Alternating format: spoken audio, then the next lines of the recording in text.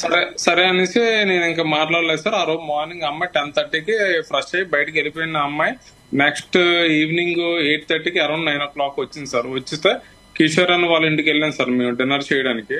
Dinner కి వెళ్ళినప్పుడు ఈ అమ్మాయి అక్కడ డ్రింక్ చేసింది సార్. వాళ్ళందరి ముందు ఇంకా నాకు డ్రింక్ చేసి అమ్మాయి అక్కడ పడుకుని పోయింది సార్. నాకు ఇంక ఉండలేక ఈ అమ్మాయి అది మాట్లాడట్లేదు కదా ఎందుకు అనేసి నేను వెంటనే ఆన్ ద స్పాట్ లో నేను హైదరాబాద్ కి వైజాగ్ బుక్ చేసుకున్నాను సార్.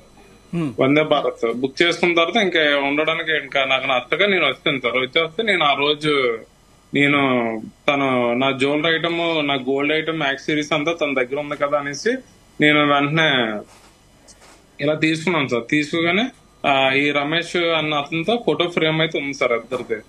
ఆ ఫోటో చూసాను సార్. అదే పక్కన డ్రెస్సింగ్ టేబుల్ పక్కన స్మోకింగ్ బాక్స్ అన్ని ఉన్నాయి సార్. సిగరెట్ బాక్స్ అన్ని చూసాను. రెండు అమ్మాయి పరుపు కిందన సేఫ్టీస్ అయితే ఉన్నాయి సార్. నేను చూసాను. చూడగా నాకు ఇంకా ఏం మాట్లాడకుండా తను మార్నింగ్ 6 o'clock 8 గంటలకు వచ్చింది సార్.